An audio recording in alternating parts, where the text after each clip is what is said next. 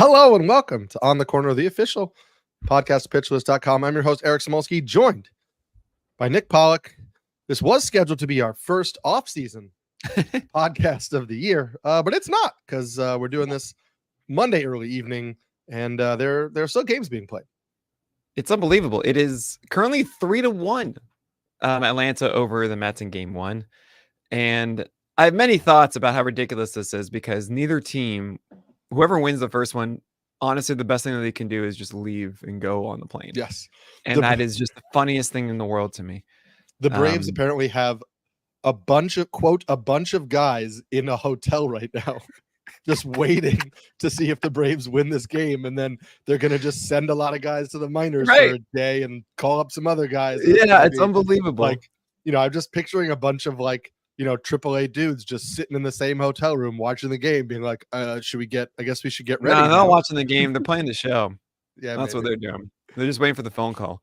It's hilarious to me. And I have 20 million thoughts about it, but good luck to everybody's fantasy teams. I hope it ended for your sake a week ago, and not having to deal with all of this anxiety. Mm-hmm. But I was originally planning, Eric, to do my ranking, at least not the writing, but just the ranking today, all through the day as a long stream. And I'll be honest with all of you, I woke up and I didn't feel great, and also just had all these things to take care of, and I took my foot off the gas pedal a little bit too soon. So I am going to be doing that tomorrow, and then doing all the writing on Wednesday. So unfortunately, I will not have that full ranking out for you on Wednesday as planned, I don't think, but that means we don't have a ranking to discuss yet, Eric. We don't, but there are always pitchers to discuss. There's always. There's always 2024 to discuss. And I'm glad you suggested this pivot, because we've had some loose conversations on what do we do with what happened this year? I'm assuming you've been thinking that on your own. You might be working it into your own content. I have some sketched out ideas. I will be posting an article later that's like, what did I learn from 2024? I think it's really valuable to take stock of your successes and your failures and your hits and your misses. And, I know people hate the discussion of process, but how did the process work? And so I think looking at, what we got right or wrong, or looking at what happened in 2024 is worth discussing, as is hearing your reaction right now. What is happening? I'm sorry, Eric, and everybody listening. I can't not have this game on the other screen. Of course. So I saw that my computer hit a liner up the middle that almost destroyed a man, and now it's 3-2. Oh my gosh! I have no horse in this race. I know I'm wearing my Tyler McGill shirt, but it's just because he was starting today, guys. No, Eric, what you said exactly right. I think we don't do this enough, and I also want to get ahead of it, because I think there are a lot of ways that people do rankings. I've had a lot of conversations about how to do them in the off season, and before we actually do them for the next 6 months, it is 6 months that we have no new thing to talk about. There's no actual data, really. I mean, sure, you can look at the playoffs maybe as extra data, some free agent signings and whatever, fine, but we don't get actual baseball that these projections are going to talk about for 6 months.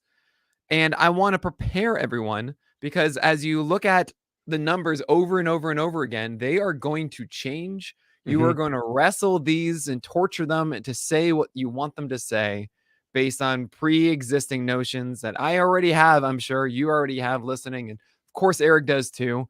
And we're just trying to navigate it all, because at the end of the day, Eric, if you look back at the start of the year, we're like, okay, this guy is this and this guy is that. And we say, we don't want this guy at 31. We want this guy who's at 32 at 31. And at the end of the day, we're like, oh yeah, those guys were good. Yeah. We're not going to we can't even say here, I was happier with this one than that one. Right. You can't. And there's I think the one thing that started off so many of our conversations heading into this season was okay, you had that great tweet. It was a collection of tweets about the injuries that befell pitchers last year. And so we were having this discussion of there's a perceived idea of security that doesn't really exist. And so maybe taking these guys who are, the Glass Nows, right? The Scoobles, maybe I get 150 innings, but they're probably going to be really good innings. The idea was like leaning into that rather than the Logan Webbs, the Zach Gallons, like that could be beneficial. That proved to be relatively true. Now I don't know that, you could just say like, listen, I had a long Twitter discussion too, that like, especially if you were in NFBC format, like you couldn't IL Glass now, he may not have actually returned value based on where you drafted him because he was going in the top 10. And, so it is all very league dependent, but we got a lot of really good production from guys who were perceived injury risks coming into this year. And I kind of think you double down on that next year of like, if you're not like, it's different maybe with a guy like Shane McClanahan, who I see you have, ranked a very large range of like 1 through 25 right now. Okay, hold on. Let's just clarify that. I know this is a Nick's way of saying like he's, as a talent and pitcher, he is in that top quadrant of guys. Nick's going to figure out where he ranks them within a couple things here. One, the Mets just tied it. Oh my gosh. And it's still first and third. This is unbelievable. The second thing is what I've done is huge shout out to Colton and the pitchless community. They put together for me a list of every single team with their rotations and also guys that are prospects that should be mentioned and injury guys as well. And then also a list of free agents for next year. I also had my dynasty team go in and highlight the ones that are going to be relevant. They think or really should be focused for 2025. And then also international as well. So what we've done is we've created that spreadsheet, and all I've done, I haven't even gone into like 12 versus 3 versus whatever. I just said, yeah, this guy is like an expected ace is going to ace. Yes. Right. And also I put a 25 to 50 for those that I like, but also I think I'm going to be lower on. I have like a ding in my head against them for next year. And some might surprise you. I currently have Shota Imanaga, for example, in that bucket, and that's going to be a conversation for another time. I think maybe not, but there also is like Ryan Pepio's in there because I really like him. But Shane McClanahan being 1 through 25 does not mean I'm going to have him at like 24. Yes. I apologize. I don't know where yet. I sent us on these tangents, but my point with that was that guys who are like actively coming off an injury and we have not seen throw a pitch, right, are very different than perceived injury risk guys like Skubal, like Chris Sale, guys like that who were dinged coming into this year. Chris Sale, man, you killed it. You killed it, Eric. So that's the question is like, okay, where do we draw the line, right? Yeah. Where do we say, okay, I know there are injury concerns for Glass now. Where am I going to draft him next year? I know there are, potential innings pitch concerns for like Crochet, even though like less so next year, or guys like, I think Pablo Lopez will always get hit with the like injuries. Would he? Even though he just went 2 full seasons. I know, exactly 2 in a row. Reynaldo Lopez had a great season. Will always get hit with that like, hey, injury, and he was injured a bunch at the end of this year. Oh man, that actually. I'm sorry. I'm really sorry to interrupt you. I know I do this too much to you. Is Reynaldo Lopez? Did you see the tweet I put out on him? It's like actually surprisingly one of my more successful tweets. Did you see this?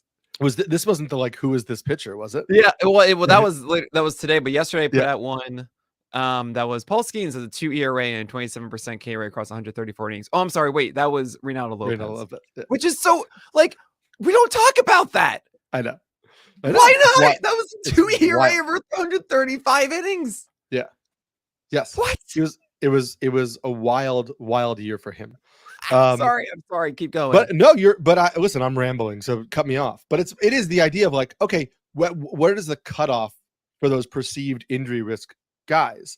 And at what point are you like, we're going to go full in or we might get burned, right? Like Chris Sale. I mean, he was a point of discussion for us early in the year, even though I was very high on him coming into this year. I didn't expect this. So I'm not like, I wasn't projecting him as like a top 5 starter in baseball, but it's like, do you double down again in 2025? Do you say, okay, who's the next Chris Sale? It's going to be Jacob DeGrom house. Jacob DeGrom, right? but he kind of fits that mold, right? Yeah. And then do you draft DeGrom because DeGrom is an injury risk guy, but if he throws 140 innings, he's the best pitcher in baseball, and whatever.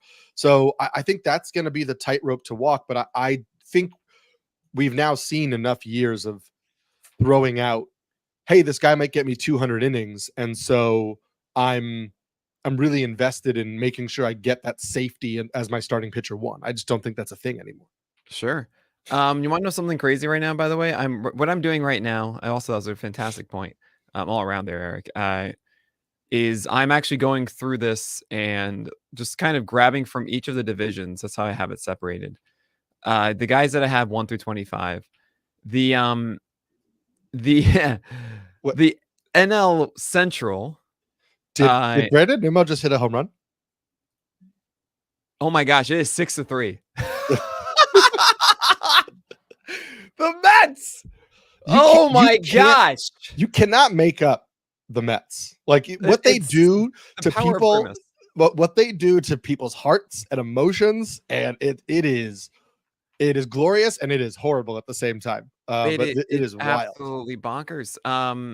So anyways, what I've done is I've gone through every single division and I've had the 1 through 25. So I'm calculating, I'm putting them all together in one thing right now so we can just kind of get a sense of, okay, cool. These are the guys that are going to be around there. And then we can have this fun discussion. But there's in the NL Central, there's only one guy. There's just one in the NL Central. And I mean, you guys probably know who that is if you think for a second. But yes, that means I don't really like the other options. And of course, he's on the Pirates, and his name is Paul Skeens. Yes. But I mean, Imanaga, I don't think is there. I might just put him in there just for the sake of it right now because he is kind of more so there than others. But like Sonny Gray, I don't really want to put inside of that either. I have to put Imanaga in here just because it's his destiny. And Sonny Gray, who is apparently on the trade block. Right. So that's like one of those things where does he end up? But I guess I'm curious your thoughts on, let's just say Chris Sale for the point of discussion. Yeah. We know that he has had injuries in the past. Yes, they have been fluky, right? And not all arm related. There's a lot of fractured wrists from comebackers and things of that nature. But he has had arm issues. He has that funky delivery, which we know causes a little bit of strain. He is advancing in age, and he's coming off the best season he's had in a very, very long time. Right. There is going to be a hesitation for people to rank him back inside the top 5 or 10 because the lengthy list of concerns that they came into this year with. Of course. But at what point do we just say, okay, even if we get 140 from him next year, then he's a top 10 pitcher, and so we should do this all over again? Or do the injury questions then actually come up and bite us? So first and foremost, I want to appreciate Eric a ton because he remembered this is a family-friendly podcast, and he didn't just say like Hackett or something like that. Much worse than that. So thank you so much, Eric. No, you didn't know that was good. I'm appreciating you. You're great. Honestly, I forgot the words that came out. I was like, oh, I messed up really bad. You didn't. No, you didn't do it. So this is kind of this is where I really settle. I feel this in season, and I think because of how everything is just so geared to this guy versus that guy in the off season, we've lose sight of it. Buckets are everything. And I cannot express enough how just bucketing guys into quality versus not quality versus that is really the big element here. And yes, there are going to be certain buckets of more elite than others, but in general, this is why I have it as 1 through 25, not necessarily 1 through 5. There are a lot of really good pitchers. There are so many, and I am going to absolutely be on the side of I don't really care as much about injury risk as I think other people will, because everyone is going to get injured. I just kind of want who I think are the best players. Yep. I am also going to likely be ahead of the pack on Tommy John guys returning, because I have yet to find a really good reason against the theory of one has a repaired elbow and the other one could potentially just not have a very healthy one anymore. And like the argument that Sport gave, which is a good one, is, hey, once they actually get on the mound and show that it's healthy and they've gone through the process and completed it and don't need to get refined, that means that they're good to go. And I agree with that one. And look at DeGrom. There it is. I mean, Alcantara and McClanahan are still kind of, we'll see. We did see 99 from Alcantara, which is the funniest thing ever. But those are really the three. And then outside, and then there is a fourth in Shohei Ohtani, who we need to really remember is going to be back in pitching now. Mm-hmm. So all of that combined. And man, I guess I'll put it like, anyone that wants to tell you that of these 5 pitchers or whoever you want, who I think right now my top 5 is going to be some amalgamation of Corbin Burns and Tarek Skubal and Garrett Crochet, Zach Wheeler, and who's the last one? Tarek Skubal, right? Did I say him twice? Skubal, Skeens, Wheeler, Crochet, and Burns. There you go. Yeah. And probably like DeGrom at 6 or something like that. And then maybe you'll have your Alcantara and McClanahan shortly following, with Michael King in there too. You have Aaron Nola and Castillo and Gilbert, some Pablo Lopez and Ryan, and maybe then Chris Sale and Ohtani and Yamamoto. And that's kind of how it'll go. And then it'll be like Reagan Zanober and George Kirby, Brian Wu, Grayson Rodriguez, Shota Managa, Framber Valdez, and Zach Gallen. And that's kind of how I see it right now. Mm-hmm. But my point of the matter here is that all these guys are great. They're all great. And you're going to be everyone's going to be funneling and saying, you have to get this or you have to get that because it's going to be this. Like, no. Right. No. Well, I think you and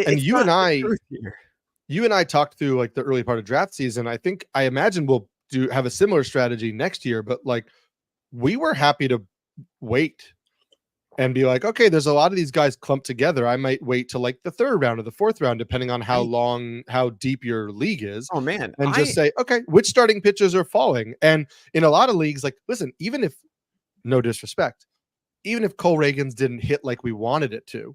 Oh, he hit though. He had 223 strikeouts. I'm happy with Cole Reagans. Exactly. And if you waited until the 4th round and you got Cole Reagans, and in a couple leagues I was able to, I got Reagans. He was going like 6th, 7th in leagues. I was able to get Reagans and Skubal some places, or Reagans and Bobby Miller some places, and we won't talk about that. Well, yeah, Bobby Miller is a fun example actually of another whole bucket that we'll talk about. Yeah.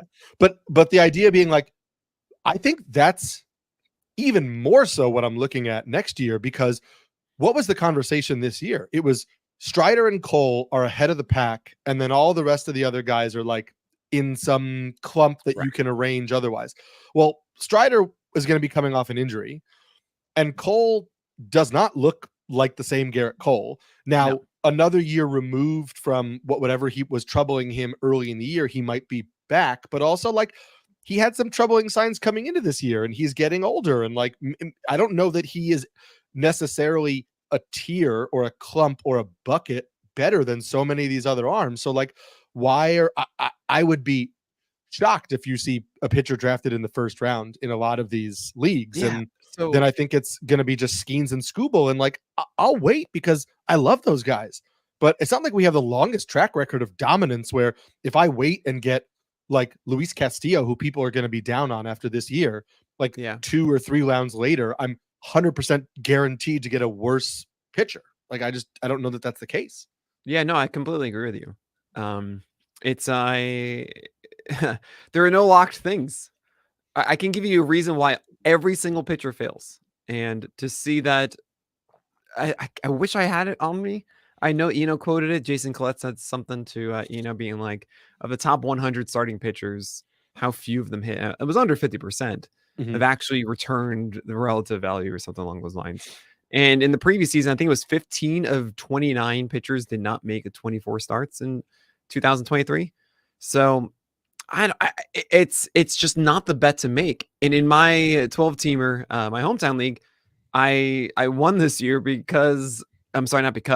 despite drafting Spencer Strider 12th overall and Justin Steele as my second pitcher in the 9th round. And I think that's hilarious because it was the only time I was like, all right, you know what? It's my hometown league. I'll just take Strider, whatever. And I get burned for it, because it's not you. And Because that the league, universe I'm literally knew just it wasn't saying, you. Nick, the thing you needed the entire year was offense. Mhm. And I got very lucky in this past week, or 2 weeks ago. That was like the week that Olsen went nuts, and then it was amazing. But all I think is just, yeah, I can find it. We can all find it. There are so many guys. You don't need to get that foundation. Now, your anxiety might force you to. Oh, I really need that rock. Everyone says I hear this all the time. Yeah, it's just the third round. I got to make sure I have that rock in the first 3 or 4. I don't feel good otherwise. Guys, change your frame of mind, right? Your framework internally. So you can feel good about anything in the 6th, 7th, 8th, 9th, 10th round. I guarantee you there are going to be so many guys you will find yourself wanting to draft more, saying, oh, I can't, I have to switch to other things because, oh my gosh, there's that guy in the 11th. It's Spencer Schwellenbach. Oh man, I gotta have him. There's Ryan Pepe. Oh, there's Reynaldo Lopez. There's so many. Shane Baz. Like, those are the ones that are not even going to be the cost of a top 100 overall pick, right? So I don't know. I say A, we don't know how injuries work. B, there's no guarantee for the guys who are you're going to go for in the top 5. And C, there are so many to get that I just want to say, guys, just bucket them. Just bucket. Like, the difference, the gap is not so far away. And if you can effectively bucket, then you'll be totally happy. So that's what I did, Eric. I bucketed.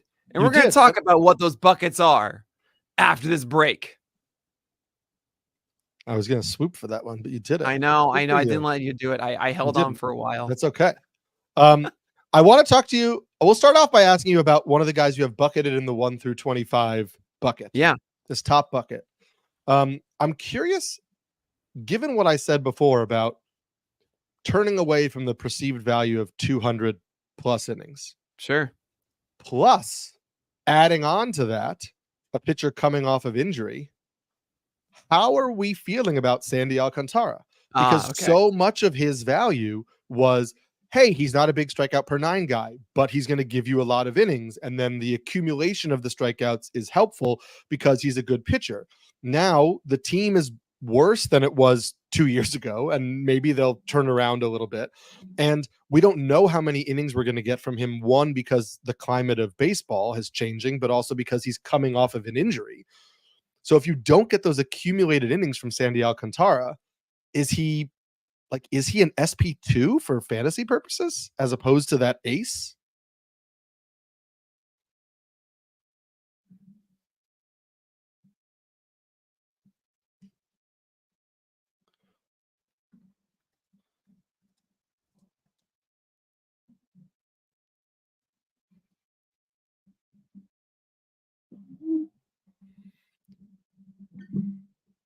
Can you hear me? Did you lose me? Did I lose you? I can't hear you. Did you mute yourself? Me. There you go. Hi. He was so upset about my Sandy Alcantara question. He was like, I will not address this on an actual podcast. Where did you lose me, Eric? The whole thing. I heard none of it. You heard nothing. Cool. Nothing. So with Sandy Alcantara, I haven't really decided where I'm at with Sandy at the moment. And there's a lot of instincts internally that say, look, the 4.14 ERA and the 20% K rate that we last saw from Sandy in 2023, I want to throw it away because it's clearly not him. He was, I would say, affected by it. That said, he actually had a slightly higher swing strike rate in that year, but the hit per 9 was up about 2 hits. Mm-hmm. And that just, I just feel like he wasn't himself really in that season. So when I think about it moving forward, there's a couple things. One, Sandy Alcantara, yes, you pitch for the Marlins, not great for wins, but how do we feel like they're going to limit him? Are they going to limit him?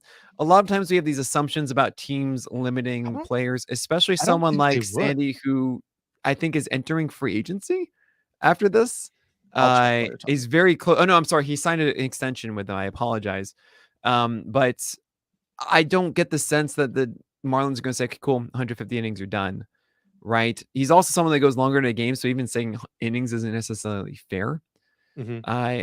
The concept of protecting through innings throughout the season changes team by team, They tried both, the Marlins. They just let Sandy go before, and they also were really protective of Yuri Perez, and neither worked, right? So I'm not quite on the side of, well, they're going to limit him, whatever. Let me tell you, if he's doing well and it's June 1st as a fantasy manager, you don't care. You're not even thinking about it, right? And that's also part of the thing that I really want to focus on is we have this idea of innings and how many we're going to get. By the time it becomes real fantasy season, it's out the door. Completely. Everyone was shouting, deal away Paul Skeens because he won't go through the year. And then he did. Sure, he got 2 innings in the last Sunday of the year, but whatever. And yes, you were right. If you went after Garrett Crochet, or sorry, you said don't go for Garrett Crochet because of that. Very fair there. You don't know is my point. Well, let me throw out a please. Throw out a hypothetical for you. I'm looking at your 1 through 25, and I'm like, okay, where am I? Like, ooh, that's an interesting. Would you rather? Yeah, Michael King or Sandy Alcantara? Right. I'm gonna have King above him. I think King is actually the next kind of Zach Wheeler, almost Alcantara type, and he's also fully just immersed in a winning situation. So I'm a huge fan of Michael King. Yeah, I think I agree with you on that one. What about a guy like Brian Wu? That's not fair. You have to hope for the step forward, which I know you believe in, but we haven't seen it. We have some questions of his durability as well. But again, the strikeout upside is massive when compared to Alcantara. The team context is better. It's an interesting one. I'm going to say Alcantara, and I'll tell you why. Brian Wu scares me injury-wise, and I know that sounds hilarious after everything I've said, but there's like 4 different things that bothered him this year. Like 4 of them. And I love what he does. It's the Wheeler method, essentially, of 4-seamer and sinker dominance, and not really the best secondaries, but he's developing those and getting better and better with them. And the Mariners are certainly going to let him go 6+ innings. With Alcantara, I just see like he's healthier. I know it sounds crazy, but Alcantara is healthier entering next year. Yeah. That's just why I would favor him. I'm looking at your list, and I feel like it's pretty like your bucket of 1 through 25 guys. And I feel like Alcantara firmly for me sits outside of the top 10. And I think there's an argument to be made. He's maybe in the 15 to 20 range, depending on how you feel about some of the guys like a Brian Wu, like a Framber Valdez, who I would put over him, like a Joe Ryan, Bailey Ober. So you put Framber Valdez over Alcantara? I believe I would. Yes. I think that the change this year I don't want to say it's a full change because it was something that we had seen Framber Valdez do before. But I think that given what he was able to do in the last 2/3 of the season after altering his pitch mix, shows us, I think, a little bit more of like who he is a little bit. I think going back to that curveball a little more, and I know he dialed it back. Well, the curveball is essentially just got his feel for the curve again. Right. And I don't know if that's going to stick or not. Because it hasn't. He got his feel for it and started using it significantly more. And again, that's because he got his feel for it. Right. I'm with you there. But I think to me, like when we were pushing back, I know we did that podcast with Justin Mason and Paul Sporer at the beginning of the year, and we were lower on Framber Valdez than Sporer was. But the argument was more that Framber Valdez might not be an ace, but he was kind of like a rock solid SP2 given his history of success and his innings and the team context and, what we've seen from his arsenal in the past. And now that he was able to rebound this year, and I do think like, again, feel for pitches comes and goes. But to me, I still think like, I kind of feel like I know what I'm getting with him. And even if he's not a quote unquote ace, like I think when it all comes out in the wash at the end of the year, like Framber Valdez is a top 15, I think, fantasy starting pitcher. And I think feel Framber Valdez confident. Went on an absurd heater, and that's awesome. I'm not going to bank on that heater from him. But I don't know that you're banking on it to say he's a top 15 starter, because that's basically what we were saying coming into this year too.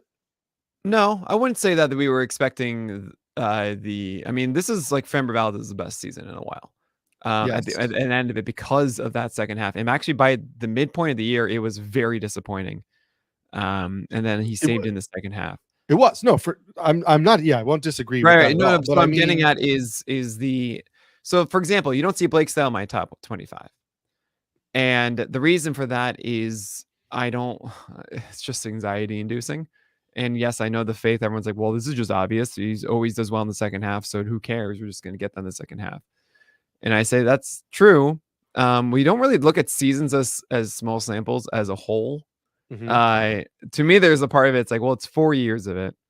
Is that a sample I'm okay with? Like the number's 4. And I was like, no, come on, Nick, that's ridiculous. It's like 3 months inside each of those singular 1 or 2 or 3 or 4. I don't know. I feel as if Blake Snell is this weird anomaly and it's just too anxiety inducing. And when I think of Framber Valdez, I don't see a guarantee that he's now this thing. I just still feel like he's that frustrating 3-4, 3-5 with the possibility of a 125 whip, 120 whip at the end of the year, because I don't have any faith that I don't know where he's going to be with his curveball next year. This happens all the time. Guys go on these second half runs and then great, saves their season essentially, as if the first half never happened. And that first half was pretty much a continuation of what was happening a lot last year too. And I don't know. I want to say that Valdez will be that guy. I just think everyone else is a little bit more, okay, you know where you're getting outside of Valdez, where I'm just not as certain. Fair. I get that. I guess I come into this with I was hesitant on Alcantara before the injury because I felt like he was being valued so much for innings rather than, the quality of the innings, not in terms of him as a pitcher, but like the strikeout upside, I think really limited, his fantasy upside, and then also the poor team context too. So that's where I feel like I would value Framber and his perceived security for me from a fantasy perspective over Alcantara. Well, interesting. So like Framber Valdez to me hasn't, I don't know. He's traditionally the same kind of thing as Alcantara as far as strikeouts that come through volume, not from actual strikeout ability necessarily, right? Like he's not a 30% plus strikeout rate guy. He's not really expected to be a 27 or so. It's more about like 23, 24%, but more innings than the average pitcher. Thus, he'll get those expressed, right? It's like 6-7 per start. And I kind of love the idea of strikeouts per start as opposed to K percentage or innings pitched, just because it gives you an idea of like, okay, the expectation daily as opposed to the I guess which I don't have on the site anywhere. So always I guess my perception is skewed because I'm going back and looking at the K per 9 rates right now for Valdez, and I thought I'm realizing that it was only last year where he broke 9. In my head, he hovered around 9 pretty consistently. And just so everyone's listening, a 24% K rate is pretty much 9, 23, 24 in general. Though I will say that's still better than what we saw from Alcantara. I'm sorry, Eric. I'm sorry. Oh my gosh. Atlanta has taken the lead at the bottom of the 8th.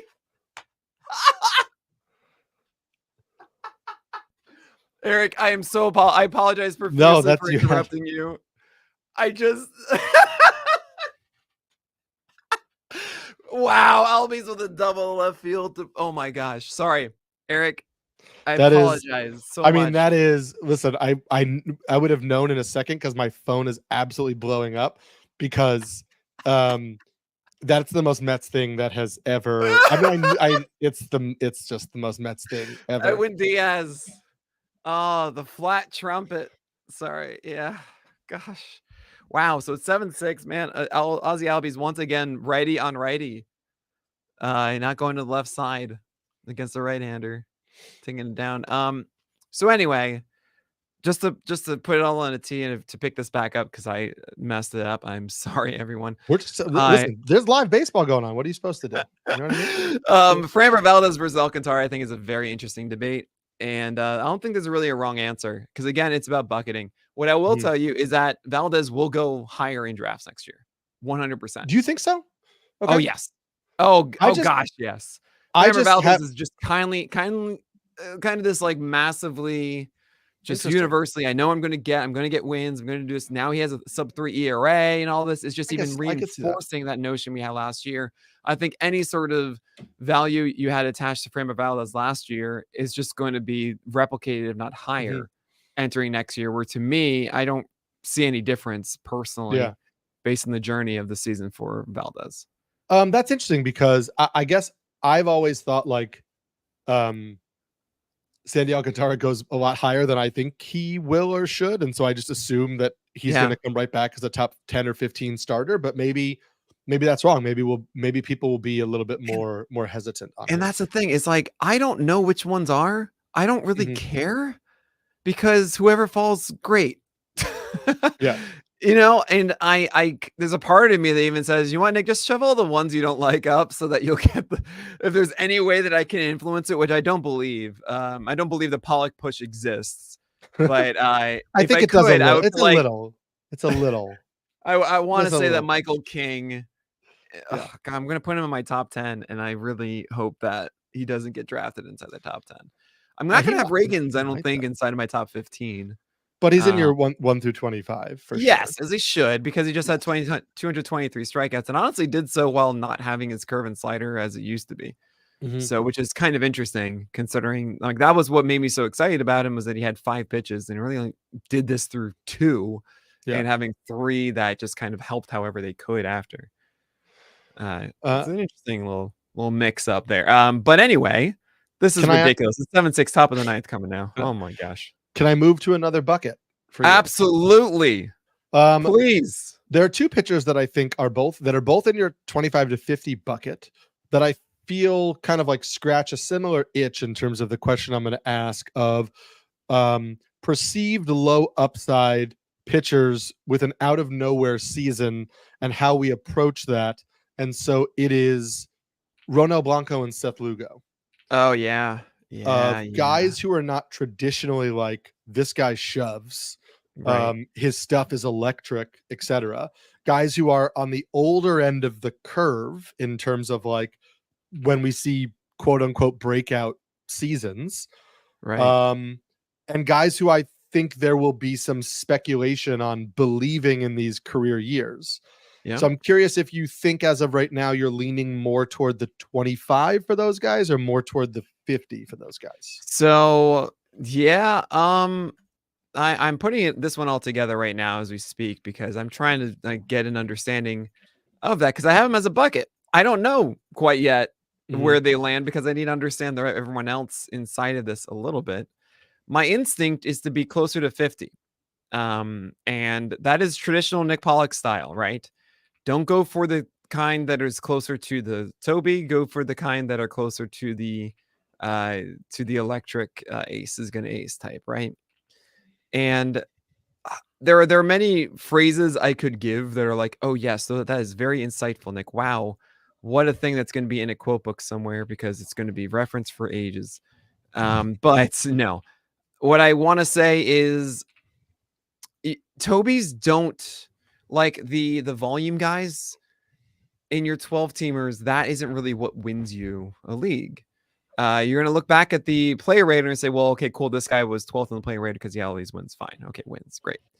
But the way that you win a league to me is you have to be able to get electric arms. You have to be able to be the guy that ends the year with like, you have 6 of the top 30, right? Of just the ones that on a given day right now, not based on the whole volume of it for the entire year.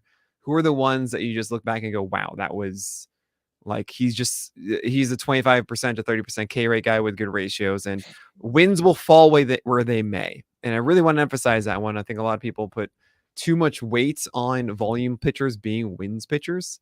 And you'll be surprised to see that a lot of guys that we classify as win pitchers have like 10, 11 wins, something like that. And if you just have the kind of, I actually put this out on Twitter as I, of course, ramble on here, but I did actually put a very simple calculation on Twitter of just generalizing wins. And he said, like, look, if a guy generally averages 6 innings per game, that means essentially, and a team has a 60% winning percentage, right? They're on a winning team or so. That means for the most part, if they go 30 starts, they essentially get 12 wins. And it's just about them going 67% of a game that they win and then of the games that they pitch in, and then there was winning percentage of that equates to about 12 wins. And there are guys that go 15 wins because they're pitching so much better than others. But sometimes it's like random dudes get so many wins. It's like, oh, okay, cool. And sometimes stud gets like 9 or 10, and it's really frustrating. We saw Reese Olson get like 0-6 record with like a 2.5 ERA. Sure, it was for the Tigers.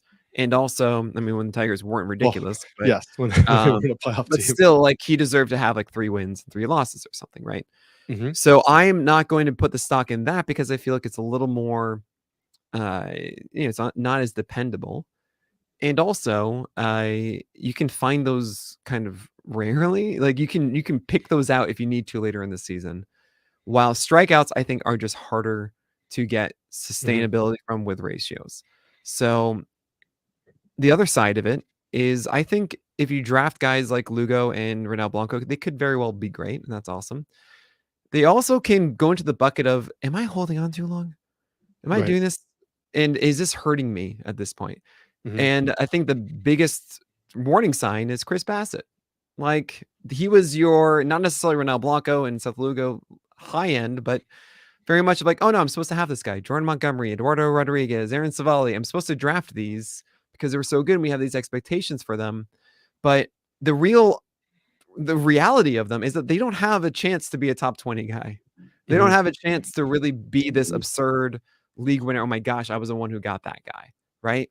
And the more that you can attack that, the better off you are. Because if you look at your roster and your 12 teamers, how many of those starting pitchers were on your team September 1st? I put that out on Twitter. I said the end of the year, and I really wish I could clarify it for September 1st, but 25% of them did not have more than 2 starters that they drafted, which is bonkers. Yeah. Absolutely bonkers. Like, we go into this draft like it's going to be everyone we have, but it's not.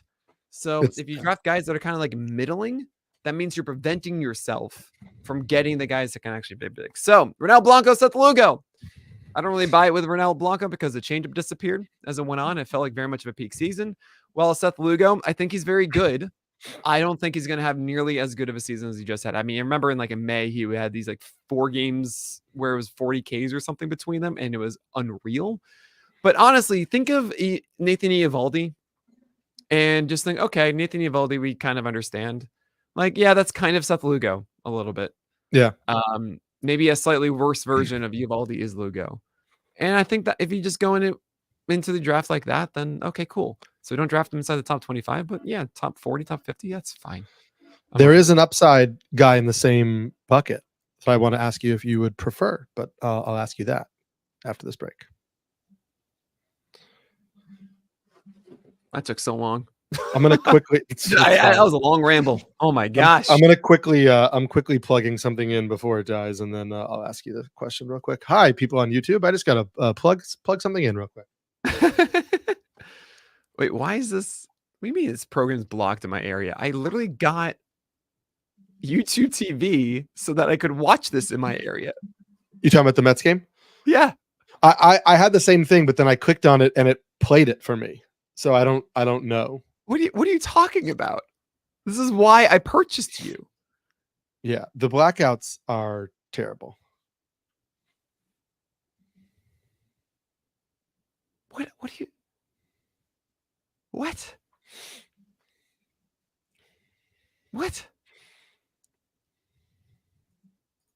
But you can't. But no. The whole idea, the reason I purchased this, is so that I could watch it, and I was watching it. Did it just log you out? Yeah, it just said like, no, you can't now. Anyone experience this? I have had. It said I couldn't watch it, that I was blacked out, but then I was able to watch it. But again, like now you're saying it's blacking you out right now, so who knows? Wait. Oh, it's because it's too late.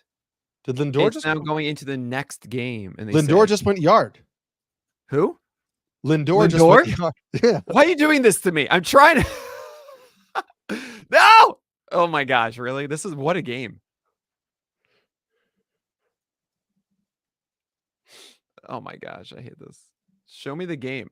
This is one of the wildest baseball games I can remember. And now I can't watch it because this thing just took me out. I hate you, YouTube TV. Oh my gosh. Oh wow. Man. Wow. All right. You want me to ask you about the upside pitcher as you're figuring this out? Yeah, go ahead. Yeah, I'll figure. Oh, whatever. Yep. Sorry. It's okay. I'm sorry. I'm going to ask you a more uncomfortable question than figuring out how to watch the ninth inning of this game after YouTube TV blocks you out. Another player you have in your 25 to 50 bucket is in the NL West, and his name is Bobby Miller. And as you were talking about upside guys who could win you a league, he was the name that popped into my head, because coming into this year, our expectations of Bobby Miller were, this is a top 15, 20 starting pitcher now who has the potential to be even better. Obviously, what we got this year was horrible. Yeah. But I'm curious if you still believe in the talent that's in there, and in like a 12-team league, if you're talking about these middle rounds, is he still somebody that you, at this point, obviously in the prep, we're far away, but do you feel like he might be worth a gamble? Well, here's the thing, is 25 to 50. I mean, when you get to 50 in your drafts, I think it's something like 30 to 40 starters get picked per 100, something like that. It's maybe 30, something along those lines. I'm saying essentially this is pick 160 or so, 170. What the heck? Draft Bobby Miller. Like, Bobby Miller's been bothered by a knee injury. His stuff literally by PLV is just one of the highest ranked just PLV marks that we've seen from anyone.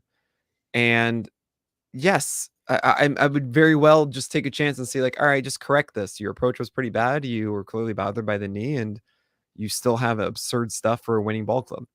I love it. I love the fact that I'm able to take this and not really feel like I'm taking a risk in like the top 25. You know, it's, again, I want to talk about the buckets being like, don't settle for a Toby. Don't settle for a boring arm. I'm going to lose that battle.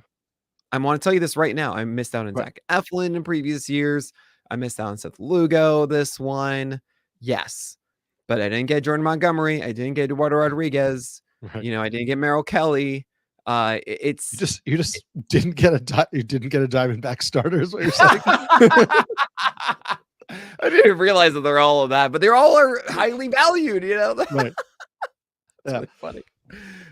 Instead, I got Ryan Nelson. Okay, you want that? Aaron Savali. Yes. I'm just trying to remember the guys who were pushed up more than others as your Toby safe plays. Chris Bassett. Right. I didn't get that. Jose Barrios. And Barrios, by the way, funniest thing ever. I don't know if you saw this, but I call him the great undulator. He always goes between 3-5. I saw that tweet. It was wild. And he was a 338. I was like, my gosh, you're about to do it. The best season ever. He landed on 3-6 because he couldn't handle the Marlins. Of course he did. Couldn't do it. That is the funniest thing to me. But anyway, like that, if you go for that, yes, you're going to miss some, but you're also not going to be able to know to drop them. And I would rather just go for this and hope that Ryan Pepio works at Shane Boz, and honestly, Jeffrey Spring is away from that bucket because he has the strikeout potential.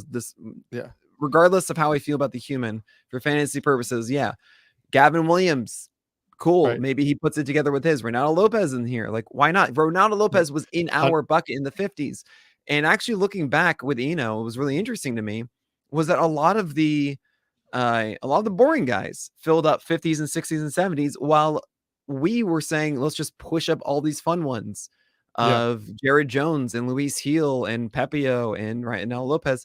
And yes, AJ Puck and DL Hall and Casey Mize and Matt Manning. Obviously, those are going to be in there too. The thing I keep reminding everybody is I dropped both AJ Puck and DL Hall after their first starts. I dropped them, and I was able to pick up Flaherty and Tanner Houck. Right. And that is the lesson learned to me of 2024 is you go for that. You see the first one, assess if the skills are good or bad. If they aren't the same as we expected, we just move on to the next one. maybe they do get them in the second or third start, but no one wants them at that point. No one's going to grab them. Just go get the next one.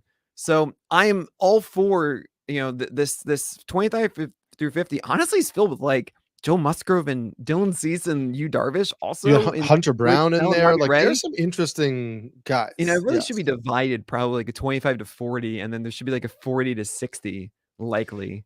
But yeah, they're a lot curious. Of fun. There's a guy who I think is also fun in this tier, in this bucket, which is Kodai Senga. Yeah, because he's not currently on the IL with an arm injury. Like he came back from the arm injury and then hurt his calf fielding a ground ball. Now, the flip side of it is there was no surgery on the issue that shut him down in the spring. He got a PRP injection and he stopped throwing for a while and then he ramped back up again. So I know there will be some people that say, well, it was an arm injury that wasn't treated surgically. And so I'm of the belief that he is an elevated injury risk.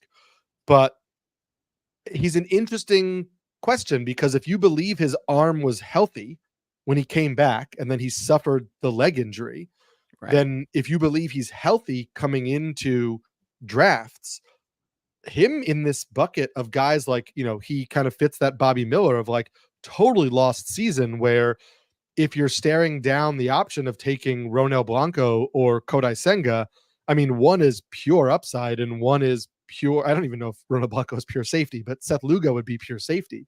Right. But I think Kodai Senga is one I'm going to pay attention to a lot in the offseason to see not only what the Mets do with him health and recovery wise and what that tells us about where he's at, but just what the market is on him, because people were really into him coming into this year. And there was a lot of talk that because of this great second half of 2023, that he was like a top 15 starting pitcher.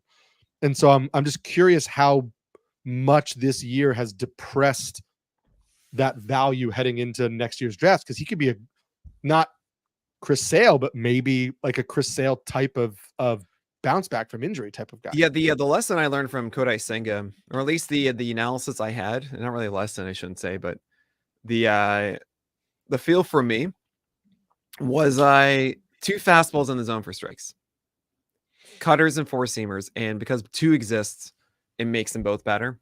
Mm-hmm. And that's really the thing that gets extended to is 4-seamers and sinkers in the zone. So you see that a lot more. Brian Wu, for example, having a lot of success with that. And that's actually how Zach Wheeler functions. Oh, that was just foul down the line. I'm so sorry. This game is absurd. It's 8-7, bottom of the 9th, man on the first one out. Oh my gosh. Guys, I'm so sorry. I know this podcast is really fun, especially if you watch this game already and you're just hearing us react to it. But really what I'm getting at here is how we assess a guy like Kodai Senga is saying, look, just think about, you don't need projections. Like, I remember having a conversation with someone at First Pitch Arizona, really well respected. And even with this conversation, I'm not in it. It's not in any way shade. It's actually kind of like, I totally understand his point. He sat down with me at First Pitch Arizona. He says, I don't understand how you could ever do rankings without projections. Like, how could you possibly do a ranking of guys without a projection?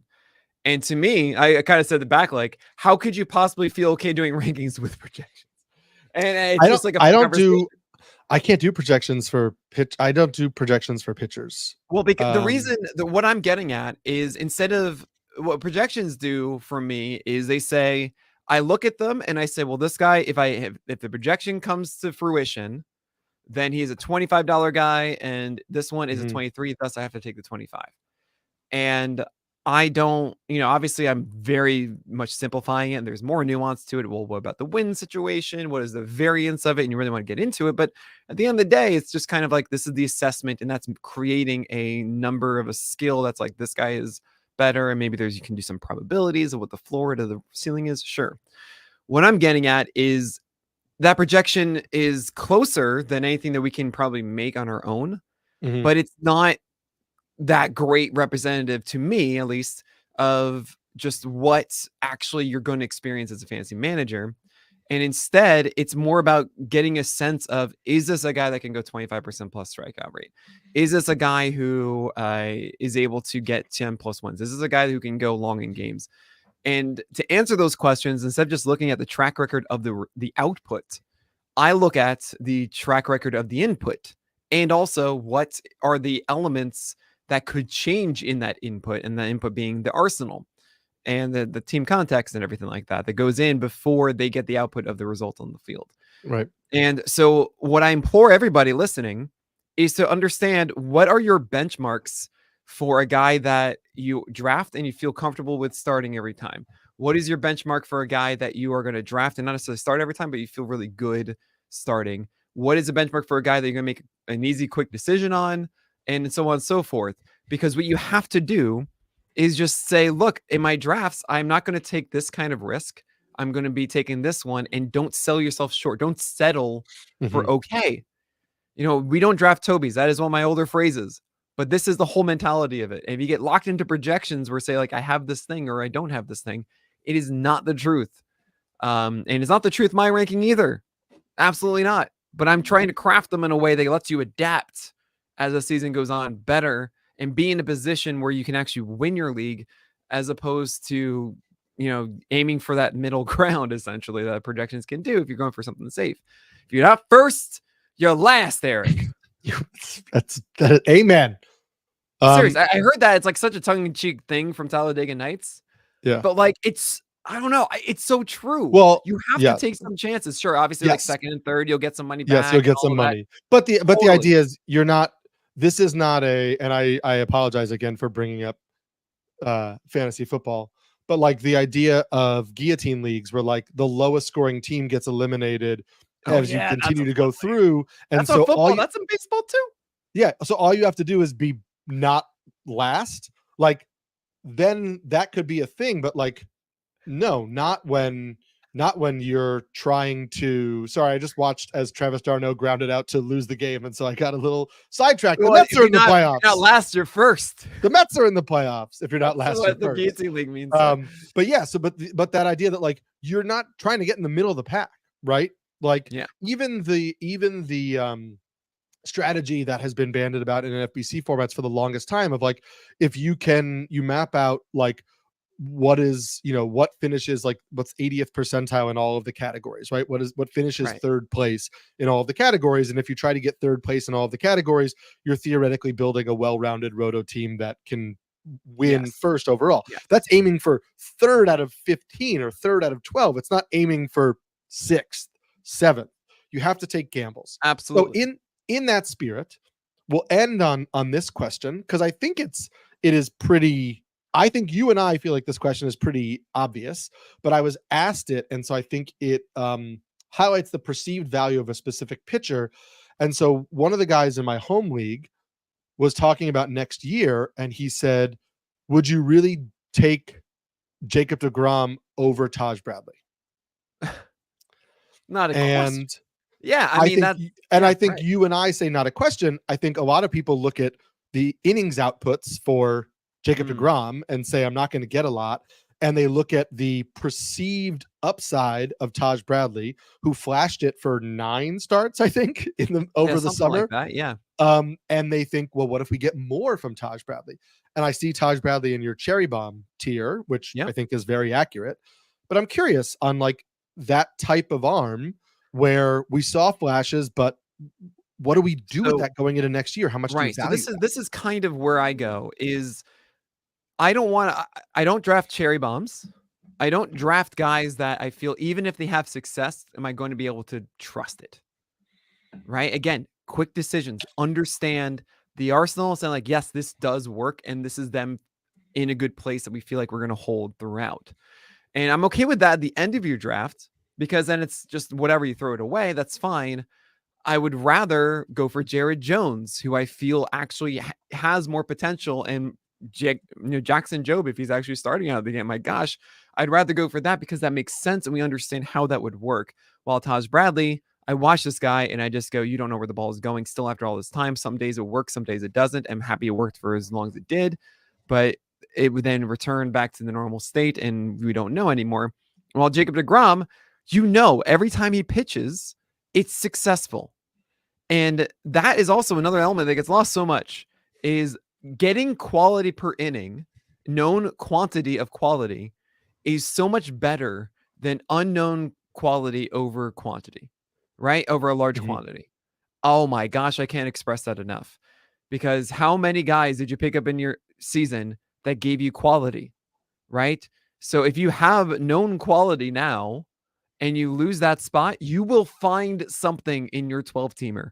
You will find it.